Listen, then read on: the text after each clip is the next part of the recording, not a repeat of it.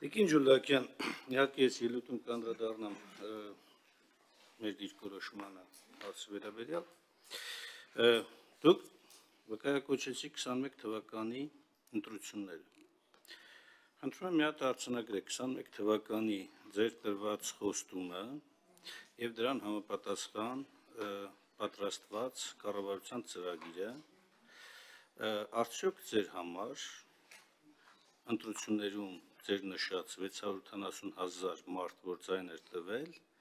ձեզ իրավունք է վերապահել այդ ձայների համապատասխան ձեր խոստմանը համապատասխան գալ իշխանության եւ գլխի վրա շուռ տալ այն ինչ որ խոսք եք տվել, հա։ Արդյոք համապատասխանում է ձեր իսկ մատնանշված հիմքը իշխանությունը ժողովրդի կողմից ձեզ փոխանցելու ձեր վարքագծի եւ հիմա ձեր գնահատական։ Երկրորդ հարցը դուք ինչպես եք պատկերացնում Հայաստանի Հանրապետության Սահմանադրության 157-րդ հոդվածի ներողություն 157, 158 կառավարության փոփոխության հնարավորություն անվստահության հայտնելու։ Առհասարակ այս հոդվածը ըստ ձեզ 157, 156, 157, 158 Մեկ սահմանադրության մասին եք խոսում հայտնելու հարցը։ Այո, ինչպես եք պատկերացնում այս հոդվածների կիրառումը պրակտիկայում մի բերքյան էլի կառավարության փոփոխության մասով։ Երրորդ հարցը հայտարարության նախագծի վերնագիրը խնդրում եմ եւս մեկ անգամ ընթերցել բարձրաձայն եւ ասել, թե այստեղ ինչի հետ համաձայն չեք։ Ուզում եմ հիշեցնել, որ վերնագրում անվստահության մասին հարց չկա։ Կա ստեղծված իրավիճակը ճգնաժամ համարելու եւ կառավարության ձախողման մասին։ Սրա ինչի մեջ համաձայն չեք, որ դրույթում համաձայն չեք, որ հատվածում համաձայն չեք։ Եվ ամենավերջին, դուք եք կարծում, որ Հայաստանի Հանրապետությունում մարդու իրավունքների ոտնահարում չկա։ Շնորհակալ եմ հարցերի համար, պարոն Մինասյան, եթե մոռանամ որևէ հարցի անդրադառնալ, կխնդրեմ հիշեցնել, սկսեմ նրանից, թե վերնագրի որ հատվածի հետ համաձայն չեմ, ավելի հեշտ կլինի պատասխանել, որ հատվածի հետ եմ համաձայն։ Ազգային ճգնաժամ եւ կառավարման ձախողում։ Որ ազգային ճգնաժամի մասին է խոսքը, որտեղ է ճգնաժամը, պարոն Մինասյան։ Դուք դուրս եկեք փողոց եւ ցույց տվեք ինձ ճգնաժամ։ Կամ երբ որ խոսում ենք, դա շատ լավ, ինչ որ բան եք ընտրել, որպեսզի շատ ավելի պաթետիկ հնչի, ազգային ճգնաժամ։ Ովքեր են մեր ազգի մեջ ճգնաժամի մեջ։ Ավստրալահայերը, չգիտեմ, Մոգադիշոյի հայերը, որտեղ է ճգնաժամը, խնդրում եմ նշեք, ինչ ազգային ճգնաժամի մասին եք դուք խոսում, որովհետև ձեր հարցից ես հասկացա, որ դուք առնվազն համաձայն եք այս սրա հետ։ Կառավարման ձախողում։ Կոնկրետ որ մասն է ձախողվել, այդ պետք է նշեք։ Իհարկե, այստեղ այս ամբողջ տեքստի մեջ նշած ամեն հատվածի վերաբերյալ ես ունեմ նշումներ եւ այդ նշումների վերաբերյալ ես բնականաբար իմ խոսքը կասեմ իմ եզրակ փակիչ ելույթում այս պահին որպեսզի չծանրաբեռնեմ շատ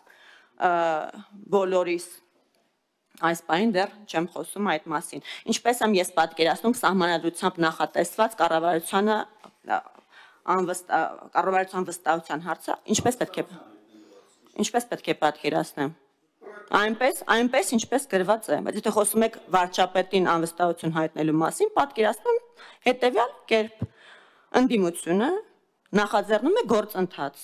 Ինչքան ձայն է պետք։ 36 այս պահի դրությամբ։ 36 ստորագրություն բերում եք ներկայացնում եք ազգային ժողովին վարչապետի ձեր միասնական թեկնածուով։ Դուք ձեր մեջ եկեք ընդհանուր հայտարարի, խնդրում եմ։ Հետո եկեք քննարկենք։ Ես ինչու պետք է պատկերացնեմ կառավարությանը կամ վարչապետին անվստահություն հայտնելու գործընթաց։ Դա իմ կառավարությունն է։ Ես խորհրդարանական մեծամասնությունն եմ, իմ գործընկերների հետ միասին, եւ այդ կառավարության խորհրդարանական հենարանն եմ։ Դուք պետք է պատկերացնեք, դուք պետք է process նախաձեռնեք, բայց դուք այդ process-ը դեռ ինքներդ ձեր մեջ չեք կարողանում նախաձեռնել։ Ընդհանուր հայտարարի եկեք, ժողովուրդ ջան։ Ներկայացրեք, բավարար ձայներ ունեք այդ դիմում ներկայացնելու։ Գրությունը համապատասխան ներկայացնելու համար բավարար ձայներ ունեք։ Ներկայացրեք, եկեք քննարկենք։ Մեր պատկերացումները ձեզ ինչու են հուզում այդ առումով։ Մյուս հարցը մոռացա կներեք, հիշեցեք, հա, մարդու իրավունքների հետ կապված։ Մարդու իրավունքների հետ կապված եւ առհասարակ ժողովրդավարության հետ կապված այդ մտածում էի, որ կանդրադառնամ իմ եզրափակիչ ելույթում, բայց ժողովրդավարության, մարդու իրավունքների, կոռուպցիայի դեմ պայքարի վերաբերյալ մեր պատկերացումները դրանք վերացական բաներ չեն։ Այլ զեկույցներում միջազգային արտահայտված կոնկրետ ցուցանիշներ։ Եվ այդ ցուցանիշները շատ խոսուն են, պարոն Մինասյան։ Մասնավորապես մի քանի միջազգային զեկույցի տվյալներ հանած ձեզ ներկայացնեմ։ Economist Intelligence Unit, որտեղ Հայաստանը ժողովրդավարության առումով զբաղեցնում էր ժողովրդավարության ինդեքսը Հայաստանի 2016 թվականին 120 էր, 17-ին 111, 24 թվականին 82 է։ Տեսեք, քանի նիշով է Հայաստանը իր ցուցանիշները բարելավել։ Freedom House 2017 թվականին 100 միավորից ժողովրդավարության ինդեքսը 45 միավոր էր Հայաստանի մոտ։ Հիմա 24 թվականին 54 միավոր է։ Այսինքն 9 նիշով մենք բարելավել ենք մեր ցուցանիշները։ Մամուլի ազատության մասին է խոսք գնում հայտարարության տեքստում նաև, որ խայտառակ վիճակում է գտնվում մամուլի ազատությունը, խոսքի ազատությունը։ Մամուլի ազատության ինդեքսն եմ ես նայում, կրկին միջազգային զեկույցներ, 2016 թվական լրագրողներ առանց սահմանների 74-րդ տեղն է զբաղեցնում Հայաստանի Հանրապետությունը աշխարհում, 2017-ին վատացել է ավելի 79-րդ տեղն է զբաղեցնում, 18-ին 80-րդ տեղն է զբաղեցնում, այս պահին զբաղեցնում են 34-րդ տեղը եւ ավելի առաջ ենք, քան որոշ Եվրամիության երկրներ, քան Ամերիկայի Միացյալ Նահանգները։ Այս ամեն ինչը թիվ է, փաստ է, էզոտերիկա չէ, ամեն ինչի տակ կան փաստեր կոնկրետ։ Այսինքն միջազգային կազմակերպությունները, երբ որ գրում են զեկույցներ եւ ինդեքսներ են սահմանում, դրա տակ կոնկրետ հետազոտություն է լինում։ Եվ հիմա կամ դուք պետք է ասեք, որ աշխարհը ցուրտ է եւ խաբուսիկ, եւ աշխարհը փաստորեն կույրը չի տեսնում ինչ է կատարվում Հայաստանում, այնինչ որ մենք դուք եք իբր տեսնում։ Կամ պետք է ընդունեք, որ այս թվերը որ կան, օդից չեն վերցվել։ ԵԽԽՎ բանաձևերի մասին խոսք գնաց։ Պարոն Մամիջյան, դուք ԵԽԽՎ անդամ եք, դուք կարող եք ազդել այդ բանաձևերի բովանդակությանը, ո՞րն է խնդիրը, որ չեք ազդում։ Չէ, ո՞րն է խնդիրը։ Ձեզ չեն հավատում ԵԽԽՎ անդամները մյուս։ Եթե այո, ինչու չեն հավատում, ո՞րն է խնդիրը։ Իսկ մենք տեսնում ենք վերջին առնվազն 2 զեկույցներում ներբողներ Հայաստանում ժողովրդավարացման գործընթացների վերաբերյալ։ Այո, եւ նաեւ այո խոսակցություն, պարոն Մամիջանյան, որ Հայաստանը մոնիտորինգի փուլից պետք է անցում կատարի պոստմոնիտորինգի փուլի։ Սա էլ նույնց եմ ասում։ Փաստեր են, էզոտերիկա չէ։ Եթե դուք աշխարհին չեք կարողանում համոզել, որ Հայաստանում բռնապետություն է, գուցե խնդիրը ոչ թե աշխարհի մեջ է կամ բռնապետության, այլ ձեր մեջ։ Գուցե ձեր մեջ փնտրեք, պարոն Մամիջանյան, ես չգիտեմ, այլ տարբերակ չունեմ։ Կոռուպցիայի մասին, ծաղկող կոռուպցիայի մասին, սա նույնպես թիվ է, կոռուպցիայի ընկալման համաթիվ։ Ամբողջ աշխարհում կոռուպցիայի չափերը հաշվարկվում են այդպես։ Transparency International կազմակերպությունը համաշխարհային ամենամյա զեկույցներով է հանդես գալիս, որտեղ որ թվեր է ներկայացնում յուրաքանչյուր երկրում կոռուպցիայի ընկալման համաթվի հետ կապված։ Եվ այսպես 2014 թվականին մենք ունեցել ենք 37 միավոր եւ եղել ենք 94-րդ աշխարհում։ 2017 թվականին ունեցել ենք 35 միավոր, եղել ենք 107-րդ աշխարհում։ 2020 թվականին, 2019 թվականին եղել ենք 42-րդը, եղել ենք ներողություն 42 նիշ ենք ունեցել, բալ ենք ունեցել։ 77-րդն ենք եղել աշխարհում։ 24 թվականին ունենք 47 բալ եւ 63-րդն ենք աշխարհում։ Այսինքն 14 թվականից մինչեւ 24 թվական 10 միավորով բարելավել ենք մեր դիրքերը եւ 94-րդ տեղից հայտնվել ենք 63-րդ տեղում, 31 տեղով բարելավել ենք մեր դիրքերը։ Սրանք են կոնկրետ չափանիշներով գրվող հետազոտություններ։ Սրանց հետևում էլ մեծ աշխատանք կա եւ լրջագույն տվյալներ։ Խոսում ենք տնտեսության մասին, ներդրումային միջավայրի մասին, ներդրումային միջավայրի ես շատ լավ չեմ հասկանում, բայց մեր ցուցանիշը չափվում է այնտեղ ինչ է B+, բան, Հայաստանը այդ դիրքում է, որը վատ դիրք չէ։ Ես պարոն Մինասյան, քանի որ իմ դաշտի շատ չեմ մտնում, կարող է ծիծաղալի թվամ հիմա ներողություն, բայց համենայն դեպս նորից այդ տնտեսական լրջագույն խնդիրների մասին, որ խոսում եք տնտեսական լուրջ անկում բան, մի քանի թվեր եմ հանել իմ շատ սիրողական բանով, բայց սրանք էլ են թվեր, եթե այդտեղ հարցեր կան, դուք կարող եք իհարկե ձեր հակապաստարկները ներկայացնեք, ես տնտեսագետ չեմ, բայց քանի որ խոսում ենք տնտեսության լրջագույն անկումից, ես հանել եմ թվերը Հայաստանի Հանրապետության ՀՆԱ-ի 15 թվականի համար 10.55 միլիարդ դոլար, 24 թվականի համար 25.79 միլիարդ դոլար, այսինքն 15.79 միլիարդ 15 միլիարդից ավելի ավելացում ՀՆԱ-ի առումով 25 թվականի համար առհասարակ IMF-ը կանխատեսում է 26.58 միլիարդ դոլար ՀՆԱ մեկ շնչին ընկնող ՀՆԱ-ի առումով 2015 թվականին ունեցել ենք 3512 դոլար 24 թվականին ունենք 8382 դոլար 25 թվականի համար կանխատեսվում է 8967 դոլար գրեթե 3 անգամ ավելացել է մեկ շնչին ընկնող ՀՆԱ-ն հետո բյուջեն 15 թվականին ծախսային մասով եղել է 1.337 միլիարդ դրամ 25 թվականին 3.482 միլիարդ դրամ է այսինքն ավելի քան կրկնապատկվել է մեր բյուջեն, սրանք ցուցանիշներ են, թվեր են, ժողովուրդ ջան, հետևաբար այդ հայտարարությունները օդից չի, բայց քանի որ մի քիչ գնացինք այդ արտաքին ցուցանիշների պարտքը դուք քննարկում եք ազգային ժողովի նիստերի դալիճում կշարունակեք քննարկել։ Հիմա նաև բանի մասին խոսեմ, ուրեմն Gini ինդեքսի մասին, եկամուտների բևեռացման մասին։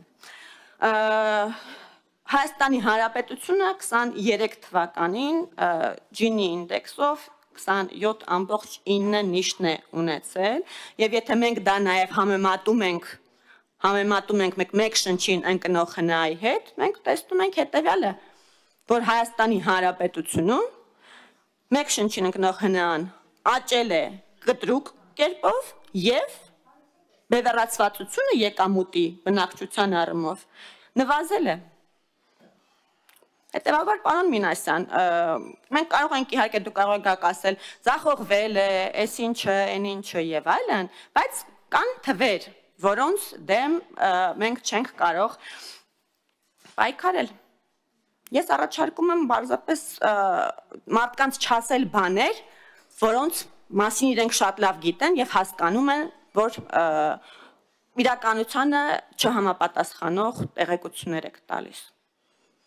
Դա է գուցե պատճառը, որ մարդիկ չեն կանգնում ձեր կողքին, բայց այս դեպքում պարոն Մամեջյանի կողքին դեռ նախագիծը իրենցն է, բայց քանի որ հարցը դուք եք տվել դրա համար եմ ձեզ ասում։ Կառավարության ծրագրի առումով, կառավարության ծրագրի ուրեմն մասը Հայաստանի եւ տարածաշրջանի համար խաղաղ զարգացման դարաշրջան բացելը արտահերթ ընտրությունների արդյունքներով ժողովրդի առաջ կառավարության ստանձնած մեծագույն առաքելությունն է։ Կառավարությունը գիտակցում է, որ այս խնդրի լուծումը կախված չէ միայն Հայաստանի Հանրապետությունից, այլև տարածաշրջանի մյուս երկրների կեցվածքից եւ ցանկությունից։ Հայաստանի Հանրապետության կառավարությունը ստանձնում է տարածաշրջանի համար խաղաղ զարգացման դարաշրջան բացելու իր բաժին անելիքն ու պատասխանատվությունը։ Կառավարության ծրագրի գլխավոր առաքելությունը այստեղ նշված է եւ մեր քարոզարշավի հիմնական թեզը։ Դուք գուցե կարող եք ասեք, որ դուք ձախողել եք Պողպատյան մանդատը իր ամբողջ խստությամբ գործի դնելու մանդատը, այդտեղ գուցե այդ քննադատության հետ համաձայնվե, բայց մնացածը պարոն Մինասյան ոչ։ Շնորհակալ եմ ինձ երկար լսելու համար։ Արձագանք եմ։ Ես պարզապես հիշեցնեմ, բոլոր հնաբնակներին, որ հետո ինչ ասեք, ռեգլամենտ չեք պահում, որովհետև խոսալու բան Ես ուզում եմ նաև մեր հանրությունը լսի, առաջին անգամ լսում ենք նոր փաստարկ, նույնիսկ Նիկոլ Փաշինյանը դες փաստարկ չէր բերում, որ դուք հենց հիմա այս վերջին ձեր խոսքով ասեցիք, որ դուք կատարում եք կառավարության ծրագիրը։ Ըստ էության կառավարության ծրագիրն են կատարում ժողովուրդ։ Սիրելի ժողովուրդ, այս մարդիկ կատարում են կառավարության ծրագիրը։ Փաստորեն է, որ 21 թվականին ձեզ ասել եմ, որ մենք դիգանք դեօկուպացիայի անենք Շուշին, Հադրութը, որ Արցախի հարցը առանց ձեր մասնակցության չի կարող, ԵԱՀԿ Մինսկի շրջանակներում միակ լուծման տարբերակն է միջազգային ձևաչափով եւ այլն, այդ բոլորը երազում ենք մենք տեսել։ Փաստորեն կառավարությունն է, դա եկել ու իրականացրել է, սա եք ասում դուք։ Այսինքն դուք կառավարության ծրագրով տրված խոստումը, որ չեք կատարել, հիմա հերքում եք։ Դուք ասում եք, որ կատարել եք։ Դուք ասեցիք կառավարության ծրագիրը չեք կատարել, ասի կառավարության ծրագրի մեջ գրված է մեծագույն առաքելություն։ Իմ հարցը շատ պարզ էր։ Կա կառավարության ծրագիր, որ դուք անդադ վկայակոչում եք 21 թվականի ընտրությունները, դուք տվել եք խոստում, սևով սպիտակի վրա գրել եք մտքեր, գործողություններ, ծրագրեր, եկել եք այստեղ, հիմա դուք փաստորեն ժողովրդին ասում եք, որ կատարել եք այդ ծրագիրը։ Ես այսպես հասկացա ձեր վերջին խոսքից։ Այսինքն ինչ որ ընդ գրված է, ժողովուրդ, ընդ որ գրված է դա կապ չունի, կառավարությունը իր ծրագիրը կատարել։ Մինչև այդ Նիկոլ Փաշինյանը ճիշտ ասած այլ բաներ ասում։ Ասում էր, եթե մենք ձախողել ենք ծրագիրը, բան չի, հեղափոխություն չեն անում։ Այսինքն, հիմա շարունակության մեջ դուք չանդրադարձեք կառավարությանը եւ վարչապետին անվստահություն հայտնելու համանդրական կարգավորման շրջանակում, ինչպես եք դա դուք պատկերացնում, որ պարագայում կարող է այս նորմը համանդրական կյանքի կոչվել, այնտեղ գրած չի ընդդիմություն, իդեպ ասեմ, այնտեղ գրած ազգային ժողովի падգամավորներ, հա, եւ մենակ ընդդիմության մասին չի խոսքը, խոսքը նաեւ շատ հնարավոր է, որ քաղաքական իշխանության մասին էլ լինի, բայց նորմը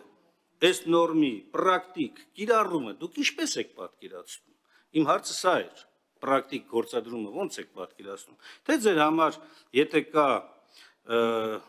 վարչապետ, ուրեմն ինքը հավետ է։ Թե ինքը ենթակա է փոփոխության։ Եվ եթե ենթակա է փոփոխության, որ պայմաններում է ենթակա փոփոխության, ինչ պարամետրեր կլինեն, ըստ ձեզ, որ համանդրական այս նորմը գործի, իմ հարցի էությունը սա էր։ Որը դուք ուղղակի չպատասխանեցիք, բան չարեցիք, անցակ գնացիք։ Եվ վերջինը, դուք մատնանշում եք եւ վկայակոչում եք որոշ ցուցանիշներ, որոնք ոչ միայն ով որ ձեզ տվել է ցուցանիշները, իրենց ասեք, որ ամբողջական վերլուծություն տվեք, ոչ թե Մինասյան, ինձ ոչ ոք ցուցանիշ չի տալիս, ես ինքս երեք ուսումնասիրել եմ, երեք բացատրում եմ այստեղ ճիշտ ասած, բացատրում են որ այստեղ ինչ է, եւ ներկայացնում Մինասյան, Տիգին Ջուլակյան, 1000 ներողություն, պարոն Մինասյան, Տիգին Ջուլակյան։ Okay։ Իսկ սկսենք ջինի գործակիցը բացատրելուց, հետո կշարունակենք Պյութագորասի թեորեմը բացատրել։ Ես ավարտեմ իմ արձագանքի իրավունքներ, Պարոն Մինասյան, խնդրում եմ։ Ես խնդրում եմ բոլորիդ, հարգելի գործընկերներ, խնդրում եմ մնանք քննարկող օրակարգի շրջանակներում։ Խնդրեմ, պարոն Մինասյան, շարունակեք ձեր արձագանքը։ Շատ լավ։